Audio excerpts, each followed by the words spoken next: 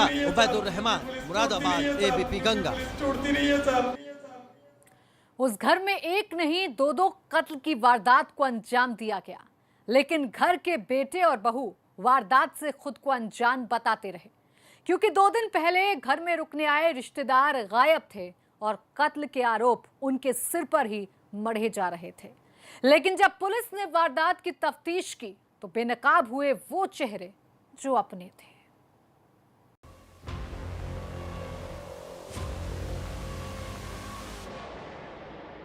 जिस जगह पर पुलिस खड़ी है, यहाँ पुलिसिया तफ्तीश की कार्रवाई को अंजाम दिया जा रहा है। इस घर के अंदर दहशत और हैवानियत का वो खेल खेला गया है, जिसके निशान इस घर के हर कोने में बिखरे हुए हैं। घर में रुके रिश्तेदारों ने किया कत्ल। बुजुर्ग दंपतियों की इस घर के अंदर बेरहमी से हत्या कर दी गई है।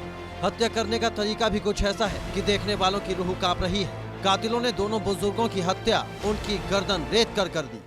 अपन सब्जी रोटी शाम के बनाई, खाओ पियो सब जने, और सब जने हम अपन सो गए। डोकरा न रिश्तेदार तहीं पर गए थे, सास हमारी बताई परी थी, अलग से कमरा पति पत्नी हमें तय परी थे। अजित तैया के मारा भचाने हैं, चाहे हमें को के मारा हमें को चाहे हमारे कराने को के मारा हलाई है, सो जय हमने करी है, सो बे ऐसे डरे थे। बे रिश्तेदार नहीं हमें मिले यार, वो तो खटोली में खटिया में रिश्तेदारन को देखो है, तुमने रिश्तेदार मिले। कौन रिश्तेदार थे तुम्हारे, कौन थे? बहन के देआबा थे। अच्छा, यहाँ क्या करने आए थे? ऐसे अन्य जाते ससुराल है, मतलब घूम ऐसे रात हुई गई सो कहते कि हम भैया के सारी है, सो तहीं रोक लें, सो रोका रहे हैं। 2 दिन से। बहू ने बताया 2 दिन से रुके थे रिश्तेदार। ये वो महिला है जो देर रात अंजाम दी गई इस वारदात को तफ्तीश से बता रही है, क्योंकि जिस वक्त दोहरे कत्ल की वारदात को अंजाम दिया गया था, ये भी उसी घर में मौजूद थी। लेकिन इसका कहना है कि जब वो सुबह उठी तो उसके सास ससुर की लाशें पड़ी हुई थी और घर में आए मेहमान गायब थे। रिश्तेदारों ने आखिर क्यों किया कत्ल? महोबा के श्रीनगर थाना क्षेत्र के भैरवगंज इलाके में दोहरे हत्याकांड से सनसनी फैली हुई थी। परिजनों ने मामले की जानकारी पुलिस को दी तो मौके पर पुलिस के आला अधिकारी फोर्स के साथ पहुंचे और मौका वारदात से सबूत जुटाने शुरू कर दिए। परिजनों ने पुलिस को बताया कि उनके घर पर कुछ रिश्तेदार रुके हुए थे जो सुबह कत्ल की वारदात के बाद से गायब है। साथ ही घर में रखा हुआ पैसा भी गायब है। साड़ू का भाई था और एक उसका दोस्त था। क्यों कत्ल कर दिया तुम्हारे? जी नहीं सर बता, पैसे के कारण हुआ। हुआ? पैसे क्यों? कितना पैसा था?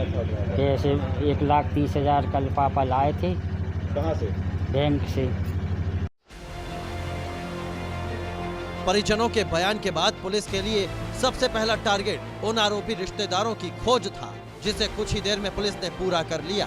पुलिस ने एक आरोपी को गिरफ्तार कर लिया। जब पुलिस ने उससे पूछताछ की तो मामला खुलकर सामने आ गया। दरअसल पुलिस के सामने बड़ी ही बेबाकी से बयान दे रही मृतक की बहू अनीता ही इस पूरी वारदात के केंद्र में थी। पुलिस को बयान देने वाली बहू ही निकली कातिल। वारदात के कुछ ही घंटे में खुलासा करते हुए पुलिस ने और मृतकों की बहू अनीता को गिरफ्तार कर लिया है। पुलिस के मुताबिक आरोपी युवक अपने एक साथी के साथ पिछले कई दिनों से मृतक गंगाधर के घर पर रुका हुआ था, जो कि अनीता की बहन का रिश्तेदार भी है। पुलिस के मुताबिक आरोपी ने पूछताछ में बताया कि रात को अनीता की सास ने उन दोनों को आपत्तिजनक हालत में देख लिया था, जिसके बाद उसने वृद्ध का कत्ल कर दिया। इसके बाद शोर सुनकर ससुर गंगाधर भी मौके पर आ गए, जिसके बाद उनका भी कत्ल कर दिया गया। जो बहू है अनीता, उसका बहन का देवर वो कई दिनों से रुका हुआ था और रात में गायब है ये, जिसको संदिग्ध अवस्था में हिरासत में लिया गया है। देवपाल नाम है उसका। उससे जो पूछताछ की गई है तो यह अब तक जानकारी हुई है कि इसका देवपाल जो अभियुक्त है, इसका अनीता से संबंध था। रात में आपत्तिजनक अवस्था में इनको पाया गया, जिसके कारण इसने पहले इस वृद्धा की हत्या कर दिया और बाद में उस बुजुर्ग गंगाधर की हत्या कर दिया है।